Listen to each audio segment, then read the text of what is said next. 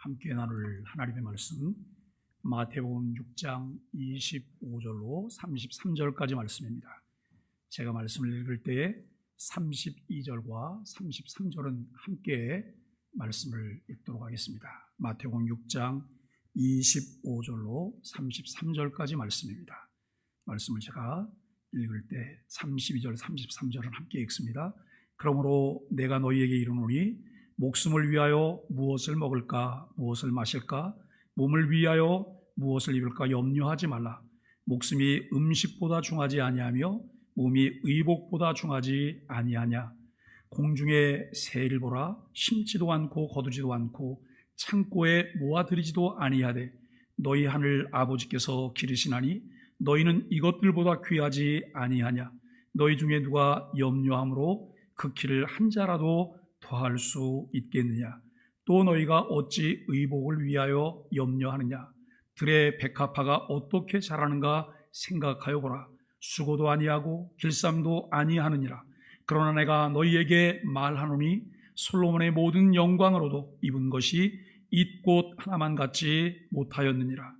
오늘 있다가 내일 아궁이에 던져지는 들풀도 하나님이 이렇게 입히시거든 하물며 너희일까 보냐. 믿음이 작은 자들아, 그러므로 염려하여 이르기를 무엇을 먹을까, 무엇을 마실까, 무엇을 입을까 하지 말라. 이는 다 이방인들이 구하는 것이라. 너희 하늘 아버지께서 이 모든 것이 너희에게 있어야 할 줄을 아시느니라. 그런즉 너희는 먼저 그의 나라와 그의 의를 구하라. 그리하면 이 모든 것을 너희에게 더하시리라. 아멘.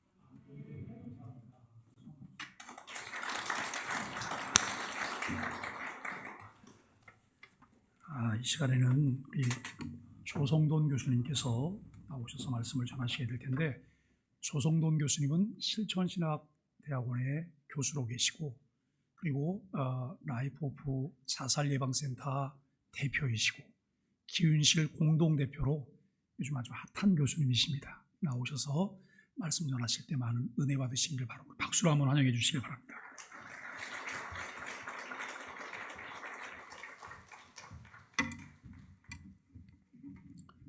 예, 안녕하세요. 예, 마스크는 써도 인사는 하셔야 되는데. 안녕하세요. 예, 반갑습니다. 예, 이렇게 소망의 교회 여러분들과 함께 만나게 돼서 너무나도 감사하고, 제가 평소에 참 존경하고 또 많이 배우게 되는 우리 장수롱 목사님 또 쓰신 자리에 또 강대상에 서게 돼서 저한테는 참 큰 일입니다. 예. 오늘 소개해 주신 대로 제가 라이프 오프라고 기독교 자살 예방 센터의 대표를 맡고 있습니다. 그래서 오늘 자살 예방 관련돼서 생명 존중에 대해서 여러분들하고 좀 얘기를 좀 나눠볼까 이렇게 생각을 하고 있습니다. 제가 이제 자살 예방 활동을 많이 하다 보니까 항상 제 주변에서는 이렇게 죽는다는 소리, 죽겠다, 죽는다, 뭘 주로 이런 얘기들을 참 많이 듣게 됩니다. 어느 날 제가 이제 컴퓨터를 이제 밤에 이렇게 하고, 하시는 분 아시겠지만 페이스북 메시지가 왔습니다. 페이스북 메시지는 컴퓨터를 이렇게 하고 있으면 모니터 밑에서 이렇게 쭉 뜹니다. 이렇게 뭐 이렇게 자막 떠오르듯이 화면이 올라갑니다. 이게 올라왔는데 첫 문장이 뭐였느냐 하면 죽고 싶은 크리스찬입니다. 가슴 쫄렁하죠. 그래서 그 내용을 이렇게 읽어보고 서로 이제 메시지를 주고받으면서 이렇게 봤더니 친구가 20대 남자인데, 청년인데 죽고 싶은 거예요. 이미 몇 번 시도를 했었고, 죽으려고 시도를 했었고, 그 다음에 정신적인 문제가 있어서 약을 먹고 있고, 뭐 상황이 안 좋습니다. 그러면서 이제 자기 이야기를 하는데, 교회 가는 것도 참 힘들고 주변 친구도 없고 너무 괴로워요. 죽고 싶어요. 그래서 제가 얘기를 좀 잘 했어요. 그러면서 그럼 친구가 없으면 우리 라이프 오프로 오라고, 우리 스태프들이, 직원들이 젊으니까 친구를 좀 사귀고 이러면 좋겠다고. 그때 알았다고 그랬어요. 그런데 진짜 왔어요. 그래서 우리 직원들하고 사귀면서 같이 자원봉사도 하고 뭐 이러면서 지냈어요. 그러면서 고비를 넘긴 거죠. 고비를 넘겼어요. 고비를 넘겼어요. 물론 이게 고비를 넘겼다는 게 쉬운 일은 아닙니다. 이게 항상 문제를 안고 있는 상황이었기 때문에 쉽지 않았습니다. 심지어는 저희들랑 같이 이렇게 잘 지내는 것 같다가도 어느 날 한강에 가서 떨어져 죽겠다고 한강 가가지고, 요즘 한강 간다고 다 죽지는 않습니다. 마포대교에 저희가 1년에 한 번씩 가서 기도회를 하는데, 마포대교에는요 하루에 그 시도하는 사람들이 하루에 한 2-3명씩 옵니다. 그래서 1년이면요 그 마포대교 하나에 1000명이 옵니다. 1000명이. 하루에 2-3명씩 오니까 거기만 집중적으로 마크를 하고 있습니다. 다들 그 경찰 그 마포대교에 가면 이렇게 생명의 전화라고 이렇게 상담 전화가 있습니다. 사람들 심리가 마지막에 죽기 전에 누구라고 그래도 목소리라도 한번 듣고 싶어가지고 그걸 들어요. 이렇게 딱 들면은 알람이 확 울려가지고요, 파출소에서 달려오고 소방서에서 달려오고 밑으로는 보트가 와가지고 떨어지면 건지려고 달려오고 그래가지고 그 자리를 탁 채가요. 그래서 잘 죽진 않아요. 전시 상황이 벌어져요. 이 친구도 잡혔어요. 거기 갖다 잡혔어요. 한밤중이죠. 뭐 새벽 시간에. 당신 보호자가 누구냐고. 그래서 이 친구가 부모님 얘기들을 대면은 혼날까봐 라이프 오프가 제 보호자입니다. 새벽 2시에 우리 직원들이 전화 받고, 연결을 항상 24시간 하고 있으니까 자다가 전화 받고 뛰쳐나가서 데려오고 뭐 이런 과정을 거쳤거든요. 요즘 저희 라이프 오프랑 같이 하는 교회에 이쯤에 출석을 합니다. 덩치가 제가 볼 때는 키가 한 185cm 정도 되고, 몸무게는 밝힐 수가 없어요. 안 밝혔어요. 네, 그래요. 그러니까 이게 친구를 이렇게 가끔씩 이렇게 교회 가서 보면은, 이런 남자이니까. 근데 제가 이렇게 보면요, 너무 귀여워. 그냥 제가 이렇게 교회 가가지고 그 친구가 있으면은, 저거 살아있네라는 그런 마음. 저 친구가 그래도 우리 덕분에 살았구나 싶어가지고, 저한테는 매주 확인하는 저의 소명이고, 저의 면류관이에요. 한 생명. 항상 이런 일들이 주변에서 맨날 벌어지고 있어요. 여러분들도 많이 들어보셨겠지만은 우리나라에 자살이 많지 않습니까? 한 해에 자살로 인해서 죽는 사람이 몇 명이냐면요, 13,799명이에요. 너무 담대하세요. 반응이 와야 되는데, 한 해에 13,799명이 자살로 인해서 죽어요. 가르쳐줘도 안 하면 어떡해요? 네. 자, 제가 뭔 얘기를 하는지 아시죠? 네, 다시 한번 해볼게요. 한 해에 자살로 인해서 죽는 사람이 13,799명이에요. 앞부분 이렇게 편집해 주세요. 너무 많잖아요. 한 해에 13,799명이 죽어요. 하루에 몇 명이 죽느냐, 이렇게 365로 나눠보면요, 하루에 38명이 죽어요. 그새 까먹었네. 하루에 38명이 죽어요. 우리가 예배를 드리는 요 1시간 동안에도요, 한 명에서 2명 정도가 자살로 인해서 죽는 거예요. 너무 많은 사람들이 자살로 인해서 죽죠. 자살률이라는 게 있어요. 자살률은 인구 10만 명당 한 해에 자살로 인해서 죽은 사람의 숫자인데 27명이에요. 안산시가 몇 명일까요? 80만 명이요? 80만 명이면 제가 볼 때는 한 해에 한 27에 8을 곱하면 한 200명 정도가 죽겠네요. 너무 많아요. 너무 많은 사람들이 자살로 인해서 죽고 있어요. 이번에 코로나가 왔잖아요. 코로나가 정말 무섭지 않습니까? 지난 그 1년 반 동안, 한 1년 반 됐죠? 몇 명이 죽었는지 아세요? 1,800명이 죽었어요. 1,800명. 10,000명도 아니고 1,800명이 죽었어요.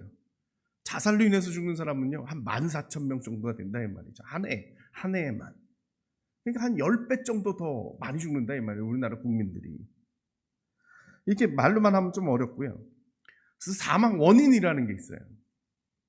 지난 한 해 동안 우리나라 사람들은 어떤 원인으로 많이 죽었는가, 이 통계가 나오는데요, 암으로 죽는 사람이 월등히 많죠. 암으로 죽는 사람이 월등히 많고요. 그 다음에 심장질환, 쇼크가 죽고요. 그 다음에 이제 세 번째가 폐렴이에요. 폐렴. 어르신들이 마지막에 돌아가실 때 폐렴으로 돌아가시기 때문에 이 수치가 많아요. 그 다음이 이제 뇌혈관 질환.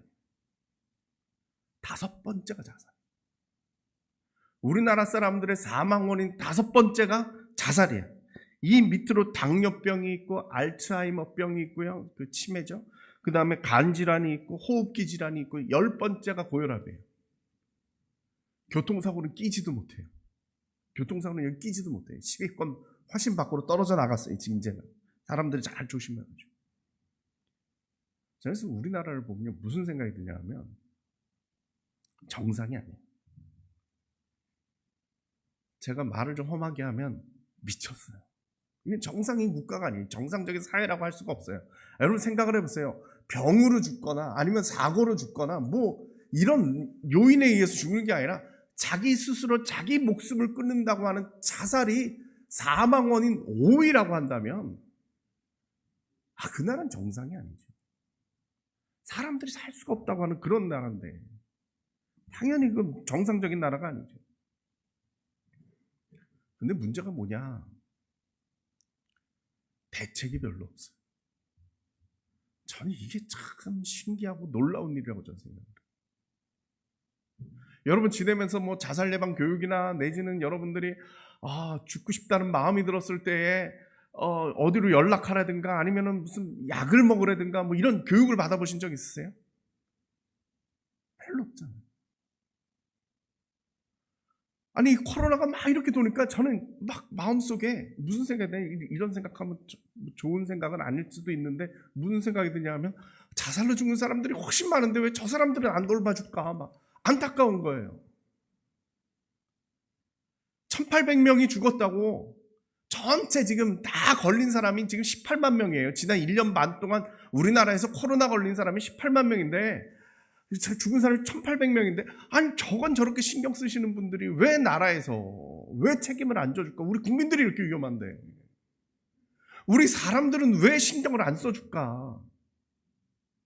우리가 이렇게 마스크 쓰듯이 서로 좀 돌봐주고 챙겨주면 이렇게 많이 안 죽을 텐데 왜 안 될까? 막 이런 안타까움이 있는 거예요. 저는 교회라도 나섰으면 좋겠어요. 교회가 할 일이 여기 있다고 저는 생각해요. 제가 최근에 정말 무서운 통계를 하나 봤어요. 어느 날 제가 통계청에서 나온 사망 원인 통계표를 이렇게 쭉 보다가 깜짝 놀랐어요. 뭐 여러분들 이 얘기는 들어보셨을 거예요. 10대, 20대, 30대에서요 사망 원인 1위가 뭐냐면 자살이에요. 10대, 20대, 30대에는요 자살로 인해서 죽는 사람이 제일 많아요. 병이고 사고고 다 이기고요 자살이 제일 많아요. 이런 얘기 들어보셨죠? 40대, 50대에서는요 이쪽부터 이제 암이 1등이에요. 이제부터 병으로 인해서 죽는 사람들이 많이 나타나죠. 근데 자살이요 2등이에요. 2등이에요. 이거 정말 놀랍지 않습니까? 정말. 근데 제가 더 충격을 받은 게 있는데 그게 뭐냐면 그 표가 이렇게 있다가 항상 보던 표인데 어느 날 제가 주의 깊게 관찰을 하다가 제가 봤는데 그 안에 무슨 퍼센테이지가 써 있더라고요. 20대에는 51%예요. 저게 뭘까? 깊이 봤더니 설명을 뒤지고 뒤져서 찾아봤더니 그게 뭐냐면요. 20대에서 사망자들, 죽은 사람들 중에 자살로 인해서 죽은 사람의 퍼센테이지 그게 51%예요. 20대에서는요 누가 죽었다 그러면 절반 이상이 자살로 인해서 죽는 거예요. 이건 말이 안 되잖아요. 10대가 한 37% 돼요. 40% 가까이 되고요. 저 30대가 39%예요. 40%가 자살로 인해서 죽어요. 40대부터 50대 뭐 이 정도 되면 이제 장래가 상당히 나기 시작하는 때잖아요. 여기 주변에도 그렇죠. 40대에서 자살로 인해서 죽는 사람은요 사망자 중에 20%예요. 5명 중 1명은 자살이에요. 50대는 10%예요. 제 50대거든요. 제 친구들 중에 이제 가는 사람들이 나타나기 시작하는데 10명 중에 1명은 자살로 인해서 죽는다는 거예요. 이건 말이 안 되잖아요. 이건 말이 안 되죠. 이렇게 심각한 문제에 우리가 직면해 있는데 대책이 없다. 우리가 직접적인 도움을 어떻게 받을 수 있는지, 내가 이 마음이 생겼을 때 이걸 어떻게 극복할 수 있는지 여기에 대한 대답이 없다. 심각하다. 그런 생각이 드는 거죠. 코로나가 닥쳤어요. 이렇게 오래 갈 줄 몰랐잖아요, 우리가. 정말 오래됐네요. 그죠? 1년 반.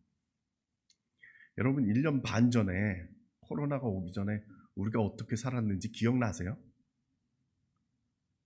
정말 무지 옛날 같아요. 아주 옛날 옛적을 이렇게 추억해야 되는 것 같이 느껴져요. 이제 우리가 이렇게 마스크 쓰고 예배드리고 뭐 활동하고 뭐 이러는 것들 조심하고 사람들 안 만나고 이런 생활이 이제 익숙해질 정도로 참 오래됐죠. 그러다 보니까 무슨 일이 생기느냐. 이 우울증이 찾아왔어요. 이게 코로나 블루다. 블루라는 게 이제 우울한 색깔입니다. 코로나 블루다. 이렇게 이야기를 하죠. 이게 참 힘든 때입니다. 근데 이 코로나가 앞으로 얼마나 갈지 예상을 할 수가 없네요. 뭐 올해까지는 백신이 뭐 다 이렇게 맞을 수 있다. 지금 희망적인 소식이 나오긴 나옵니다만 올해로 우리가 이러한 생활이 끝날지 어떤 의사들은 뭐 한 2, 3년은 더 가야 될 거예요. 왜냐면 우리만 잘한다고 되는 게 아니라 전 세계적으로 이게 멈춰야 끝나는 거니까 앞으로 몇 년이 더 갈 수도 있다. 뭐 이런 얘기까지 하고 있어요. 참 우리가 이 시기를 이렇게 오래 갈 줄 알았으면 뭔가 작년에 했을 거예요. 그죠? 만약에 작년에 우리가 2월 달 이제 우리가 그 온라인 예배 드려야 된다, 모이면 안 된다, 뭐 이런 얘기 나오기 시작하고 3월 달에 그랬을 때 만약에 누군가가 이거 한 2년은 이렇게 가야 돼요. 그랬으면 우리가 그렇게 안 했을 거예요. 근데 우리가 어땠어요? 온라인 예배 처음 시작할 때 무슨 마음이셨어요? 얼마나 갈 거라고 생각하셨어요? 잘 한 2, 3주 가면 끝날 줄 알았어요. 우리가 그동안 이런 병을 겪어본 적이 없지 않습니까? 한 2, 3주. 길어야 한 달. 뭐 이렇게 생각을 했지. 이게 해를 넘길 줄 몰랐죠. 만약에 그때 정말 누군가가 예언자처럼, 물론 모두 다 예상을 할 수 없었던 상황이었었지만 누군가 예언자처럼 나타나가지고 이거 한 2년, 3년 갈 거예요. 대책을 단단히 세우세요. 그랬으면 아유 그렇게 1년을 허송세월로 한 번 했겠지. 아니 작년에 우리가 한 3, 4월, 5월 이렇게 갈 때 못 버티겠다고 가게 문 닫고 폐업하고 이런 사람들 볼 때가 어떻게 했어요? 아이 좀 버티지. 어떻게든 버티지 그랬죠. 지금 와서 생각하니까 무슨 생각이 들어요? 아이 그 사람들 똑똑했네. 손을 좀 덜 받네. 이런 생각이 들 정도예요. 우리도 마찬가지죠. 저는 그래서 더 힘든 것 같아요. 한 달만 버티자. 2달만 버티자. 자꾸 이러니까 한 달을 용을 쓰고 버텼는데 그 다음 나오는 결과가 한 달 더 버티자. 용을 쓰고 버텼는데 또 한 달 버티자 이러니까 너무 힘든 것 같아요. 차라리 한 2년 걸리니까요. 마스크도 좋은 거 쓰시고. 이랬으면 아마 훨씬 편했겠죠. 요즘 그 스톡데일 패러독스라는 얘기를 많이 합니다.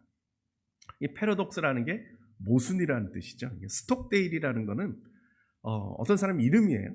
미국의 옛날 해군 장교였던 사람인데 베트남 전쟁 때 그 비행기 전투기 조종사를 하다가 추락을 했어요. 베트콩한테. 우리는 이 말이 익숙한데 젊은 사람들은 이 말을 알지 모르겠네. 베트남 전쟁할 때 그 공산당한테 잡힌 거죠. 그게 잡혔어요. 포로를 지냈는데요. 8년을 지냈어요. 그 중에 한 4년 정도는 독방에 그 열악한 가운데 독방에서 버텼어요. 근데 8년을 안 죽고 살아왔으니까 전 세계가 이 사람한테 너무 궁금한 거예요. 그래서 다들 가서 물어봤어요. 어떻게 살았냐고. 그때 이 사람이 하는 얘기가 뭐냐면 저는 소망을 내려놨어요. 금방 풀려날까라는 생각을 내려놨어요. 많은 사람들이 생각하기를 이제 부활절이 지나면 미국식이니까 명절이 다 이제 기독교적이잖아요. 부활절만 되면 내가 집에 돌아가서 우리 식구들하고 밥을 먹으리라. 내지는 추수감사절이 되면 내가 집에 돌아가서 우리 가족들과 함께 보낼 수 있으리라. 막 이런 꿈을 가지고 한 달을 버티고 3달을 버티고 이런 식으로 버텼는데 그 사람들은 그때가 되면 너무 힘든 게 안 풀려났기 때문에 무너지더라는 거죠. 그런 사람은 오래 못 살더라는 거예요. 근데 자기는 장기적인 계획을 세웠어요. 내가 지금 포로로 잡혀 있지만 미군 장교로서 품위를 잃지 않고 나의 권리를 놓치지 않고 나는 이곳에서부터 투쟁을 하겠다. 그러니까 독방생활을 4년이나 한 거예요. 그러면서 의지가 키운 거죠. 그래서 살았다는 거예요. 우리도 마찬가지. 여러분들 그 등산 좋아하세요? 네. 등산을 갔어요. 올라가다가 너무 힘들어. 올라가다가 힘들면 어떻게 해요? 마주 내려오는 사람한테 물어보죠. 뭐라고 물어봐요? 얼마 남았냐고. 그럼 그 사람이 뭐라고 대답해줘요? 다 왔다고. 그 말이 뻥인 줄 알면서도 우리는 믿어요. 그래서 용기를 내가지고 용을 써가지고 올라가요. 올라갔는데 언덕을 넘어갔는데 봉우리가 안 보이고 또 시작됐어요.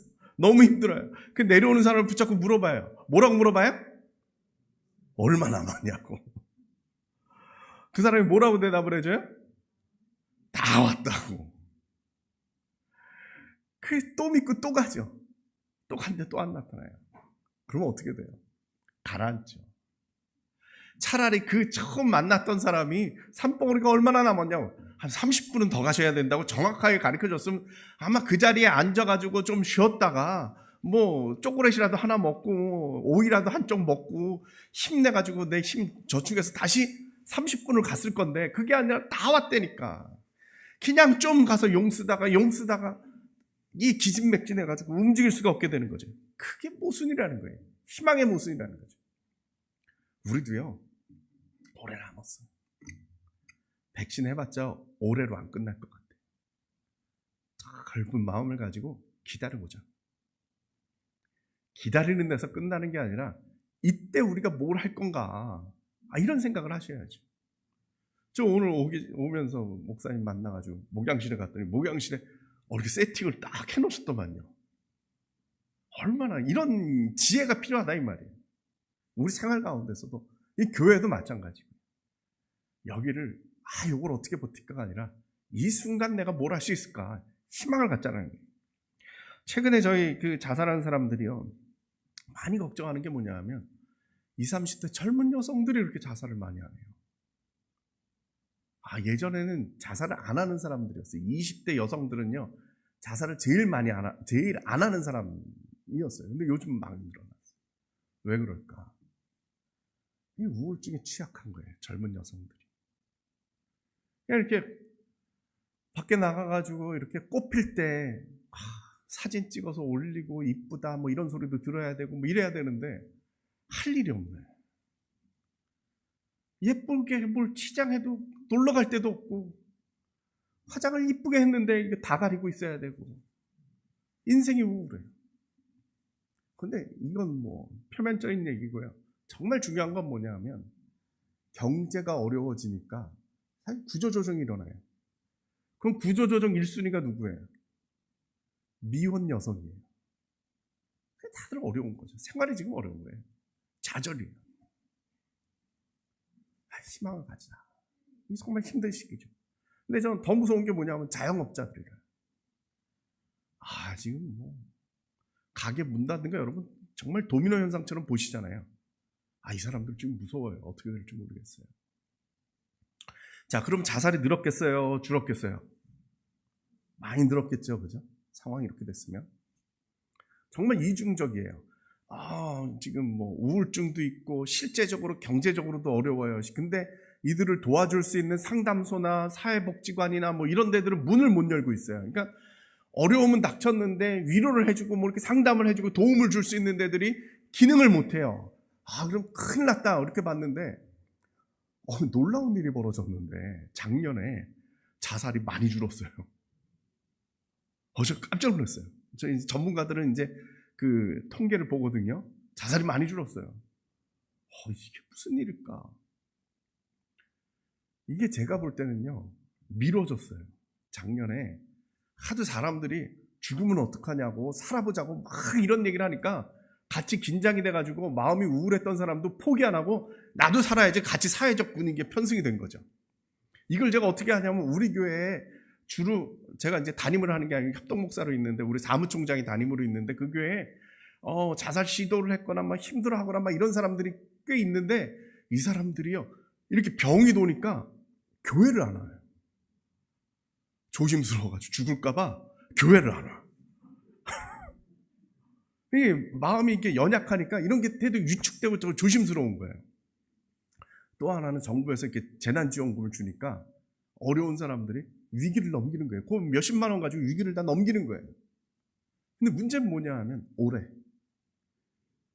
이 사람들이 끝난 게 아니고 미루어졌을 뿐이라요. 그래서 제가 이름을 뭐라고 붙였느냐? 유보된 자살이다. 작년에 그 자살하려던 사람들이 이 파도처럼 올해로 밀려올. 올해 자살하려던 사람, 작년에 자살하려던 사람은 올해가 지금 분수령이 될 수 있겠다. 그런 생각. 정말 힘든 시기를 우리가 지금 맞이하고 있다는 거죠. 저는 이런 생각이 들어요. 왜 자살이 많을까? 저는 이게 가치관의 문제라고 생각합니다. 우리나라가 원래 이렇게 자살이 많은 나라가 아니었어요. 우리나라가 OECD 국가 중에 자살률이 1위 한 지가 지금 15년 넘어가요. 근데 IMF가 오기 전에 1997년 IMF가 오기 전에 우리나라 자살률은 OECD 평균보다 낮았어요. 10명이 안 됐어요. 지금 27명이에요. 가장 높았을 땐 32명까지 올라갔거든요. 그냥 한 3분의 1밖에 안 됐었어요. 그럼 IMF가 끝난 다음에 무슨 일이 있었길래 우리나라가 이렇게 자살률이 계속 높아졌을까요? 어려워져서요? 아니에요. 여러분들 어르신들 특히 IMF 오기 전에 20년 전하고 지금하고 비교해가지고 어느 때가 더 잘 살아요? 지금이 훨씬 잘 살죠. 아마 어르신들이 못 살겠다고 힘들겠다고 지금 옛날이 좋았다는 그러면 제가 그래요. 그때 한 20년 전쯤으로 돌아가서 사실래요? 그러면 다들 그렇게 살기 싫대. 왜? 지금 훨씬 더 잘 살거든요. 근데 왜 지금 더 자살을 많이 하겠어요? 생각의 문제예요. 상황이 아니라 생각이에요. 그 생각이 뭐예요? 가치관의 문제예요. 우리들의 가치관이요, 생명이라고 하는 절대 가치를 내려놓고요, 돈을 절대 가치로 만들어놨어요. 그래서 돈이 없으면은 살 수가 없다라고 생각을 해요. 돈이 절대적이기 때문에 이 돈이라고 하는 것이 무너져 내리면 내가 살 수가 없다고 생각을 해요. 그래서 이게 지금 우리를 지배하고 있어요. 많은 사람들이 지금 그러한 생각으로 살고 있죠. 많은 사람들이 지금 그러한 생각을 가지고 있어요. 그러다 보니까 오늘날 이 자살의 문제가 해결이 안 되는 거죠. 해결이 안 돼요. 더 큰 문제는 경제가 어려워지고 힘들어지고 특히 코로나 되면서 더 힘들어지다 보니까 꿈을 잃었어요. 우리 젊은이들부터 시작해서 어르신들까지 다 꿈을 잃었어요. 돈이 절대적인데 이 돈이라고 토는 이 토대가 무너지니까 어떻게 살아야 될지, 왜 살아야 될지 모른다라는 거죠. 제 아들놈이 지금 이제 대학생인데, 얘가 중학교 때 장래 희망이 기자가 되는 거라는 거예요. 그래서 애 엄마가 조선일보에서 하는 기자들이 자원봉사 형식으로 글을 쓰는 교실을 하는 게 있어가지고 거길 보냈어요. 기자들을 직접 보면은 꿈을 크게 갖겠거냐고 거길 보낸 거죠. 그래서 제가 어느 날 이제 아이를 데리러 갔어요. 끝나고서 이제 집에서 떨어진다니까 차에 태워가지고 집에 오고 있는데 우리 아들이 그러더라고요. 중학교 1학년 때인데 중학교 1학년 놈이 아빠 나는 기자가 될 수 없을 것 같아요. 그러는 거예요. 기껏 기자 이 글쓰기 교실까지 보내고 내가 지금 데리러까지 왔는데 얘가 하는 얘기가 아빠 나는 기자가 될 수 없을 것 같아요. 그러더라고요. 그날 교실이 끝났는데 그래서 왜 너는 기자가 될 수 없다고 생각한 거냐 그랬더니 그 기자가 애들 공부 열심히 하라고 기자가 되려면 적어도 연고대는 가야 돼 이런 거예요. 그랬더니 우리 아들이 그 말을 듣고 도전을 받고 공부를 열심히 해야지 이 결심을 가진 게 아니라 나는 될 수가 없겠구나. 아직 대입 시험을 보려면 5년 6년이 남았는데 우리 아들이 포기를 해버리더라고. 왜 그랬을까요? 엄마의 정보력과 할아버지의 재력과 아빠의 무관심은 합격점인데 자기가 공부하는 거 자기 5년 뒤를 그려보니까 도저히 답이 안 나오는 거예요. 그래서 꿈을 포기하더라고요. 전 너무 충격받았어요.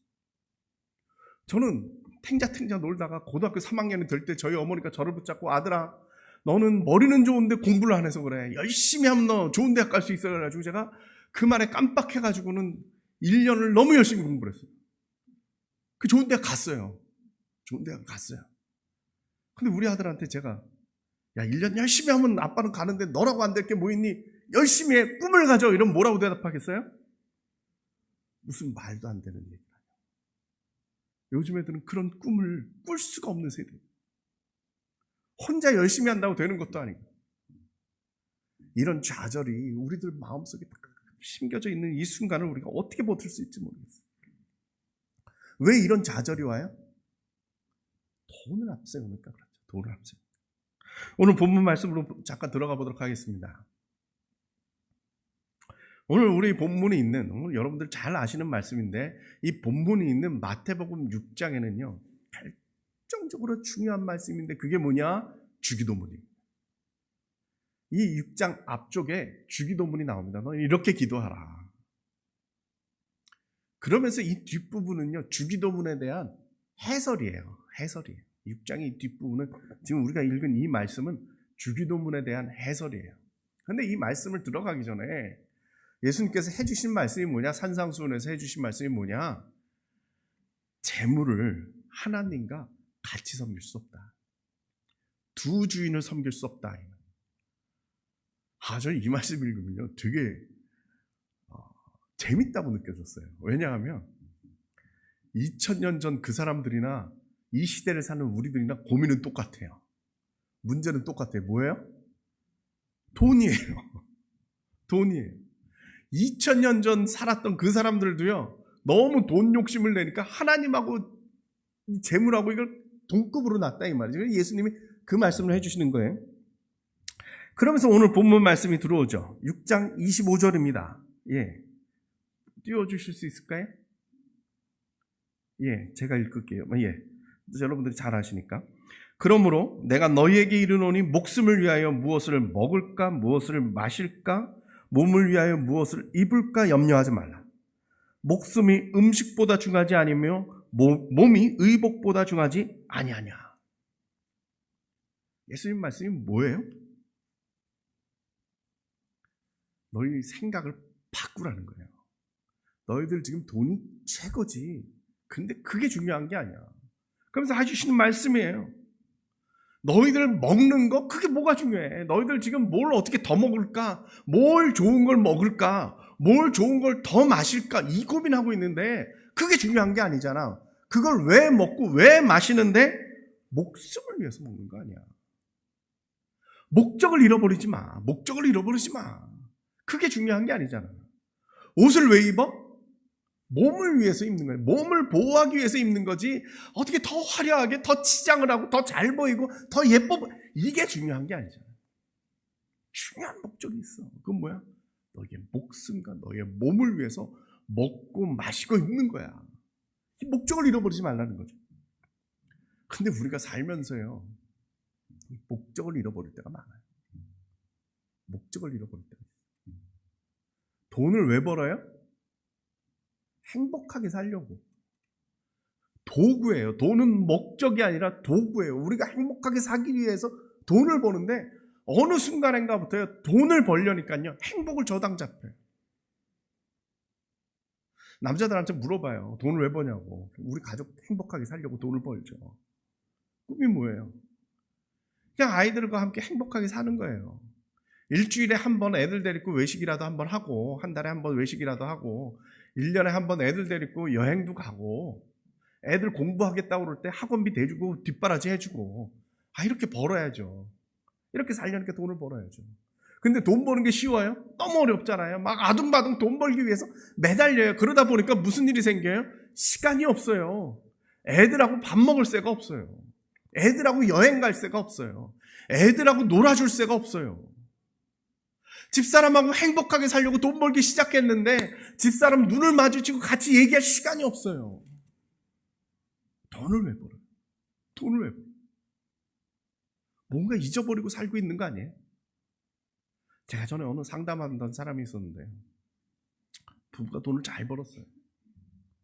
그 아파트를 하나 사고 행복하게 살다가 또 새로운 아파트가 분양된다고 그래서 거기를 덜컥 계약을 해가지고 더 좋은 집에 가서 행복하게 살려고 그랬는데 팔던 집이, 살던 집이 안 팔려요. 문제는 가격이 그 사이에 떨어졌어요. 아까운 거예요.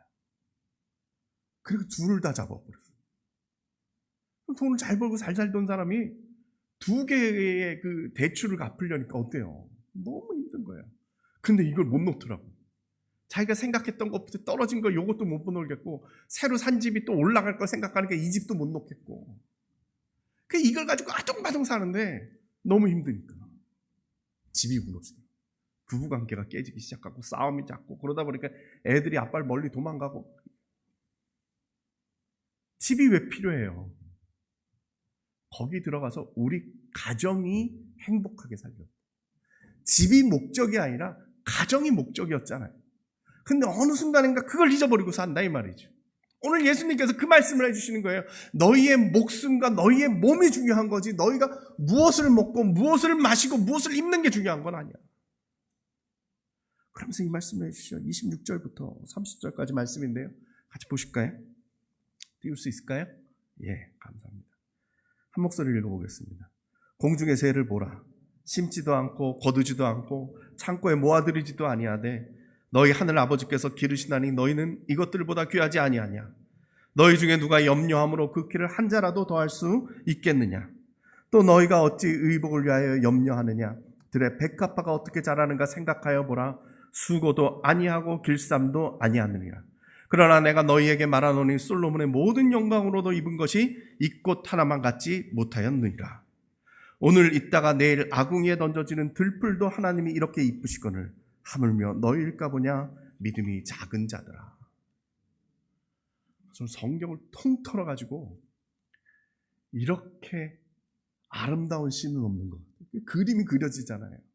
하늘에 나는 새와 들의 백합화와 이렇게 그림이 그려지잖아요. 근데 제 마음속에 확 와닿는 거는요 30절이에요. 오늘 있다가 내일 아궁이에 던져지는 들풀도 하나님이 입히시거늘. 근데 이 구절 중에 저한테 딱 한 단어가 확 꽂혔어요. 그게 뭐냐면 하물며. 하물며. 하물며.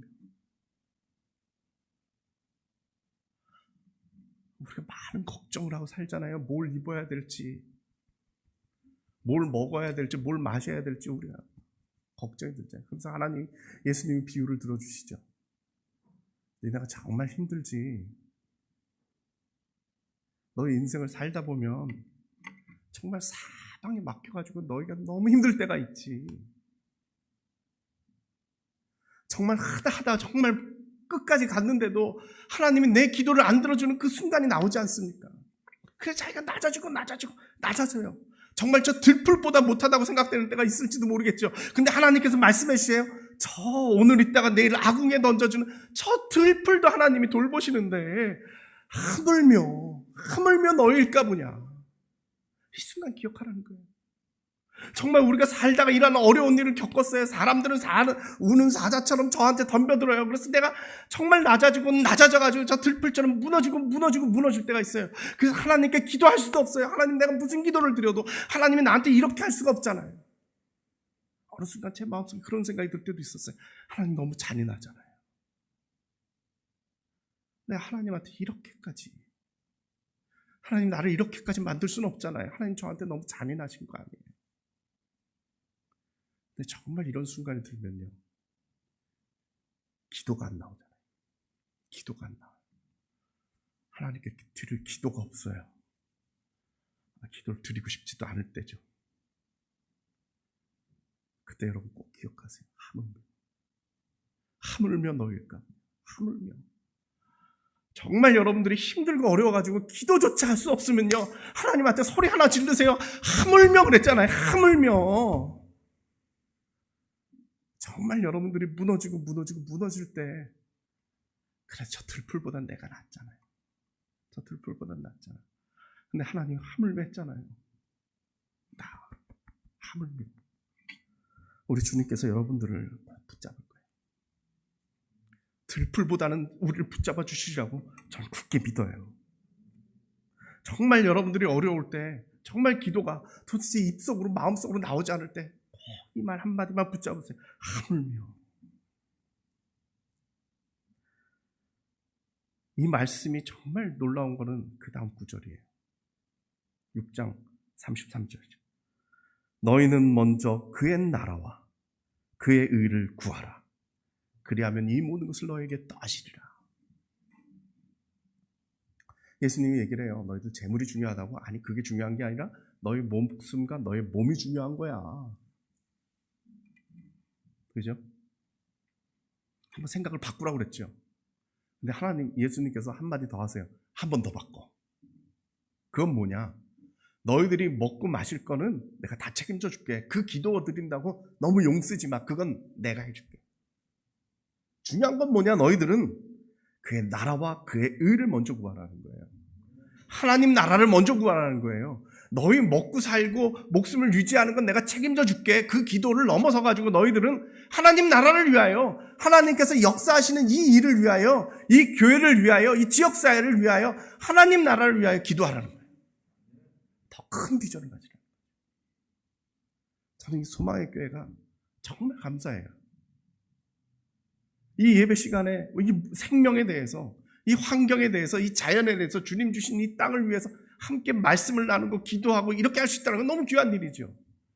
이 코로나 시대에 우리 교회 어떻게 버틸 수 있을까, 이 생각이 젖은 게 아니라 이 나라를 위해서, 이 사회를 위해서, 이 세계를 위해서 기도할 수 있다는 건 얼마나 놀라워요.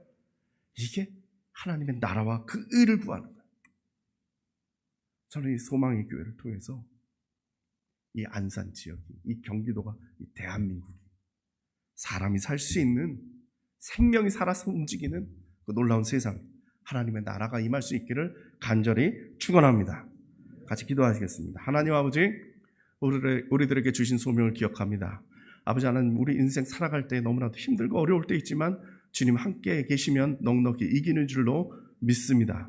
주님께서 함께 하셔서 우리가 이기고 승리하여 하물며 너희일까 보냐, 이 말씀 붙잡고 나아갈 수 있는 백성들 되게 인도하여 주시옵소서. 예수님의 이름으로 기도드렸습니다. 아멘.